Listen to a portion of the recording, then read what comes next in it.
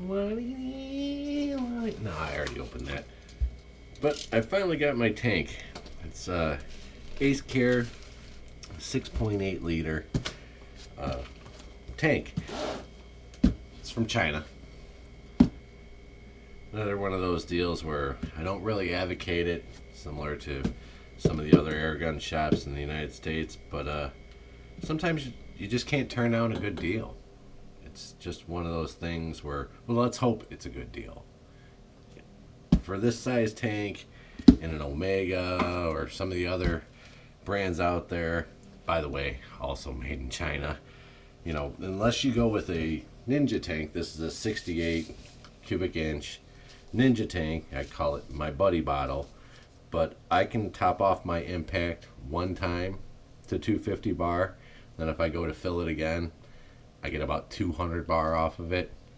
Like I said, it's 1.1 liters. I did the conversion, so it's pretty small. Yeah, it'd be nice to take with if like we're out on the ATVs and, you know, fill the gun up, fill the bottle up. You got another fill, and then some if you need it. If you're shooting that much, like I was saying with my previous video, I can get about 3 magazines at right around 60 foot-pounds, not quite 65 like I kind of advertised in the title.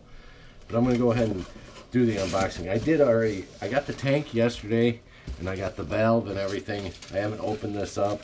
I don't know that I'm going to do that on camera. I might just, you know, open it up. I'm not a big unboxing fan, but I inspected the tank. I got it yesterday. They came in 2 separate packages, again, from China. And the tank looks nice. I inspected it. I didn't see any issues with it. Now, supposedly, the 6.8 liter versions, I'm not going to pull it out of there that way. I'm just going to pull the tank out of the bag. The 6.8 liter versions are DOT certified. I don't really know if that's the case or not. I think it's some European certification, and I'm not exactly even sure how to determine that, but it does look like it's in pristine condition. There was a little bit of a fraying deal, and this cap had fallen off in shipping. I obviously put it back on there, but I don't know, it's pretty nice. I'm going to figure out a way to protect it. You can see there, I'm not sure how well you can see what's on there or not, but again, I'm going to go ahead and kind of open up the valve assembly. It was a kit. It was right around 270 bucks. I'm not quite sure how many fills. I'm sure I'm going to get more than 1.5 fills on my impact, but it's pretty nice. You know, again, not free, that's for sure, but you know, it's my first bigger tank. I fill my rifle and my buddy bottle with my Yong Heng, which is under here. Got a little, that's how I turn the pump on, and I've got a little light and all that, and you got the temperature gauge on top. And I filled the gun. You know, I've actually had the Dream Pop and the Dream Tac for a while. I just got the impact. I'm considering actually selling the Dream Pup also, and maybe trying to get a hold of another impact, because I really do like them, and I do think you get what you pay for with them. But I'm going to go ahead and open up the valve and all that, and try to get it all put together and show you how it's set up. Because I tried looking on YouTube last night, because I got the tank and I was pretty excited about having the tank. Of course, I didn't have the valve until today, to see how they set up and if there's a flow regulator to where, like with my buddy bottle, I use something off an old tank that I have as a check valve. So what I'll do is I'll plug this check valve into here, take this hose off. This is actually both, these both have FX fittings on them, so that I can fill my gun and fill the buddy bottle with both this hose and from the compressor itself, so I can just kind of run it in one session. Anyway, this is a check valve here so that I can actually open up the buddy bottle and then turn the compressor on, then close the bleed valves, and then it'll start compressing air through the obviously once it fills up the line and the filters and all that, then it'll open up the check valve and start compressing air into the tank. I'm not brave enough to really fill the tank more than 4,200 psi, but I'm confident in that. So let's see how my arrangement works with the new tank, and then I'll give you an indication of course I'm not going to make you watch it, but I'm going to fill up the tank and up to probably around 4,200 psi, and let's hope I don't blow myself up. So this half of the valve, I still got the other half, was double boxed after I pulled all the packing off of it. Again, kind of better than I thought. There's some writing on there. Looks like English writing, not in Chinese letters, but I was watching a YouTube video the other day when I was trying to see how this was going to come and how to put it together, and that's why I'm putting this video together, is to kind of show you guys, because I couldn't find one. But a guy had I think I already mentioned this. He was saying, he was obviously broken English, and he's like, it was a Yong Heng compressor, and he's like, when you press this butthole, this checks the temperature. When you press this butthole, this turn on the fan. So he was obviously very convinced that a button was called a butthole in English. I thought that was hilarious. I don't know why. So, upon first impression, once the valves are unpacked, this is pretty robust. I like this, and it's got a nice feel to it. It doesn't seem like it, as I mentioned before with my little buddy bottle here, the tank itself, the bottle, is a Ninja bottle, which is made in the United States. The valve is not. This gauge is actually not the gauge that came with it. This gauge came off my hand pump and is a much better gauge than the one that came with it, but the valve itself is made in China, as I'm banging up my new tank.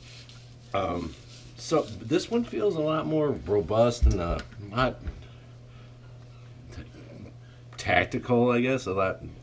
Just feels a lot better. Also came with this little tube here, which I'm pretty sure that this is going to screw into the bottom of here, and then it's going to go into the tank. This portion of the valve, I thought it'd have two separate on-offs, so to speak, but it appears that this knob here, which is why I was looking last night to kind of see how it was set up, this knob doesn't turn. This is the only on-off you get. So this is like your line pressure, and this gauge here is going to read all the time, and it's going to tell you what's left in your tank. Just kind of an FYI, again, why I was looking it up last night. Looks like there's an O-ring here on the bottom of the main valve that goes into the tank, and my guess is that one of these O-rings that came with, there's a couple little Delron O-rings in there too, and there's a smaller O-ring, a couple bigger ones. Not exactly sure where the smaller one goes, but my guess is this bigger one kind of goes in there before you screw it on the bottle. I'm not real sure yet, but just kind of letting you know where I'm at with it. I mean, this doesn't feel quite as robust as this does, but it's not total junk. But, well, that's yet to be determined. Again, I'll kind of put it all together, do a little clip of it all together, and then we'll start filling it up and see how long it takes Mr. Yong Heng to pump this bad boy up to about 4,200 psi.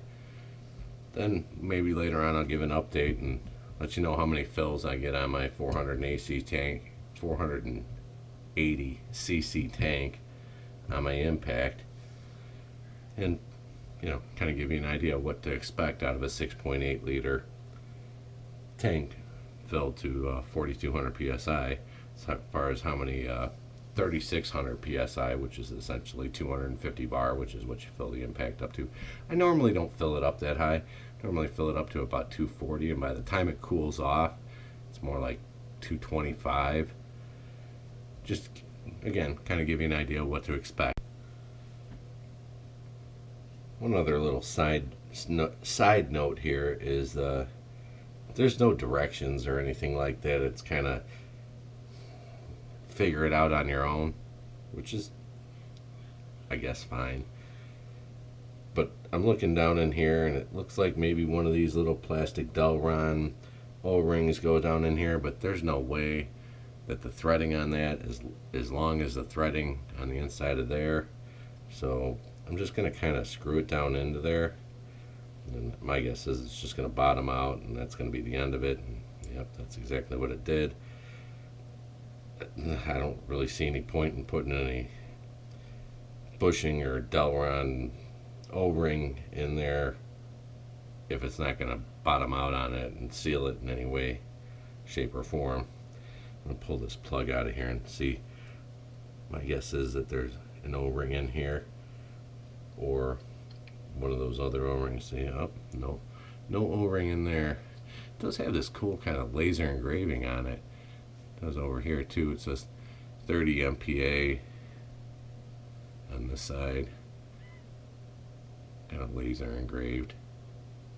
Try to get it a little more centered. And this has got some Chinese symbol on it, which is my guess is what that is. I'm going to continue on. And another little side note here. I was told that you can get these hand tight and they'd be just fine. But with my little buddy bottle, I filled it up and left it overnight, went to work the next day, and my wife called me and she's like, hey, you know, there's air leaking downstairs in the basement, and I don't want to get near it because I'm afraid I'm going to blow myself up. I'm like, yeah, don't even bother getting near it. So my advice to you is don't just get them hand tight. Kind of get a little stirrup wrench on there and kind of get it on there a little tighter than hand tight. And that seemed to solve the problem with the buddy bottle. It appears that the O-ring that it came with does fit perfectly in there.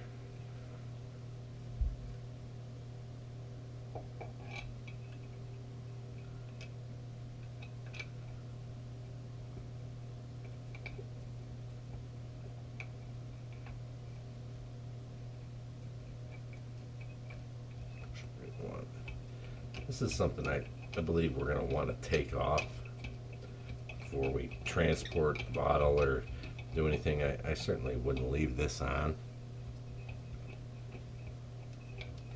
Not in your right mind anyway. How we're going to want to orient it.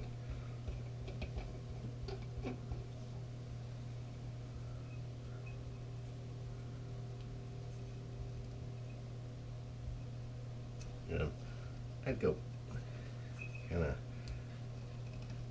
I'll have to Gorilla tight it so you can get it off there. Does look like that kind of spins in there also. So that's something we're going to have to kind of get a feel for.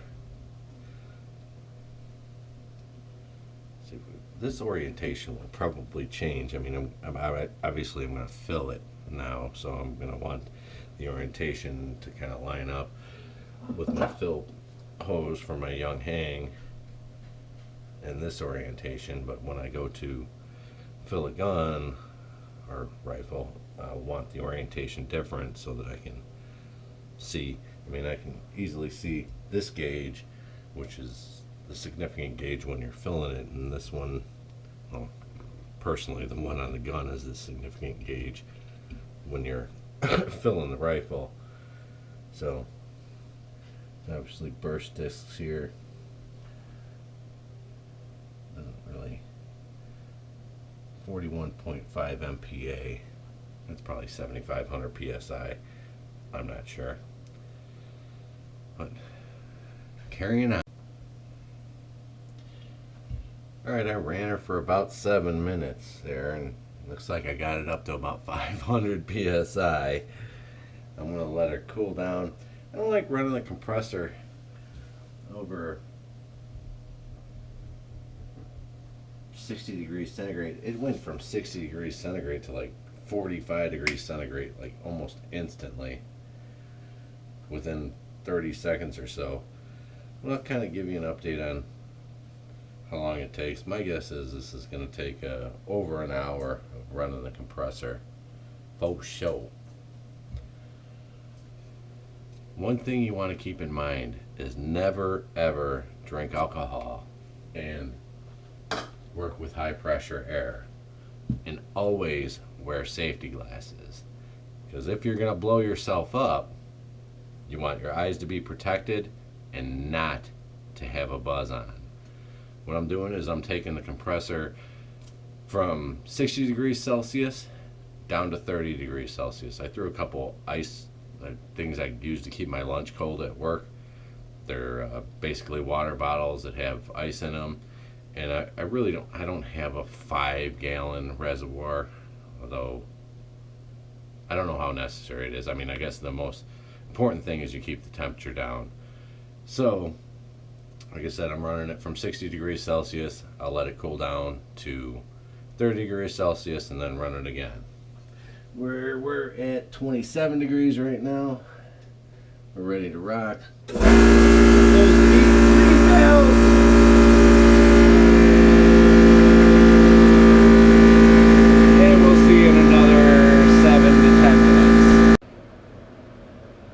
Alright, been at it for about an hour now.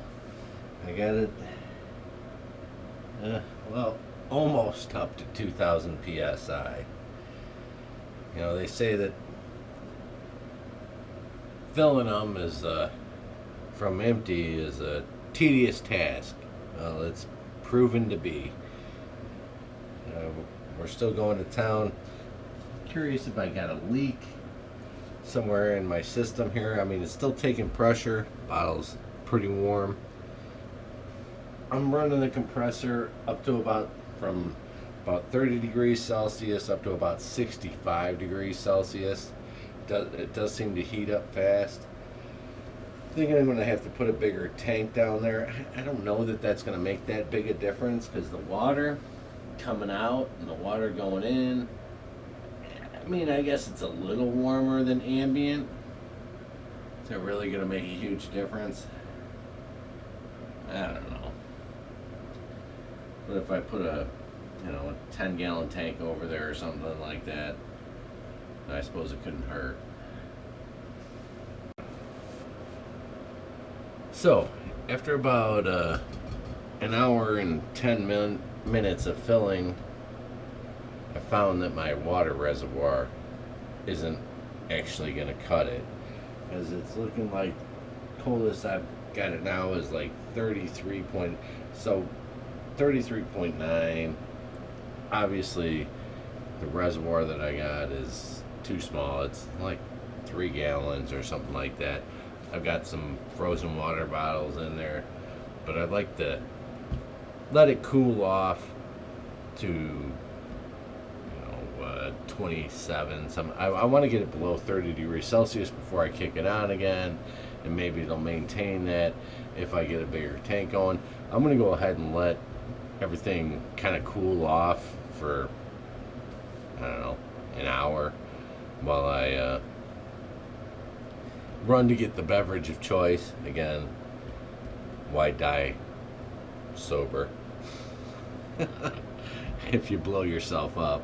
I mean, don't ever drink or anything when you're doing stuff like this, because it's extremely dangerous. So I'm going to go ahead and let it sit, and maybe even work on my reservoir setup here and figure out what I'm going to do to get a bigger reservoir. I've got some 20-gallon fish tanks over there. They had salt water in them, and I really don't want to clean the crap out of them to get the salt out of there, to make sure that it's not going to corrode any of the system and the Yong Heng. But I'll figure something out. I also have some containers, the fold and lock containers, although those aren't extremely reliable not to leak. There's not a whole lot to get damaged down here. I'll figure it out. Alright, I'm going to try to wrap this one up. You see, I put it in a backpack. I actually wrapped some of that like sleeping mat when you go camping.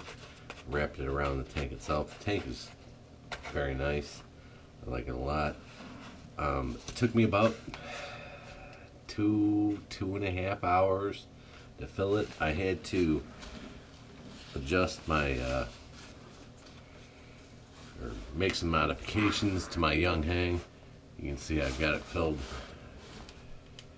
just below 300 bar. You know, it's probably right around 4,000 psi right now.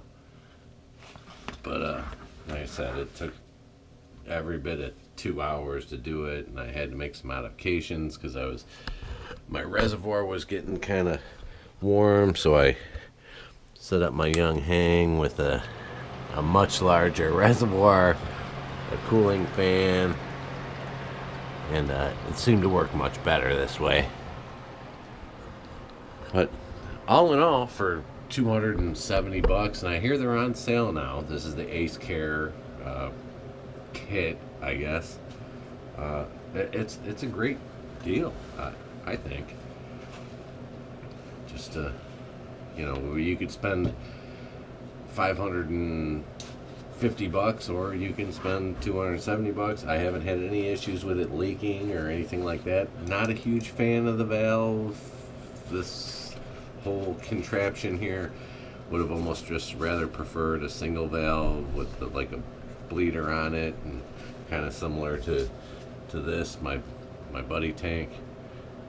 You know, I don't know that we need the whole DIN thing and all that, but you know, for a monster bottle, it's a good price and seems to be working fine. I'm not a big fan of buying stuff from China. But thanks for watching. I appreciate it. You know, like and subscribe and all that nonsense. Help me out. And I searched high and low for anybody making a video on these, and I couldn't find them. So I'm hoping this helps somebody out that maybe had some questions on what the deal was with this knob here, which isn't actually a knob. It's just another gauge, which is pretty useless in my opinion, because you're going to use the gauge that's on the rifle or the gun. It's kind of wonky how it's arranged, so it makes it difficult to run the line to the rifle. But for the price, it's definitely doing the job. Thanks again.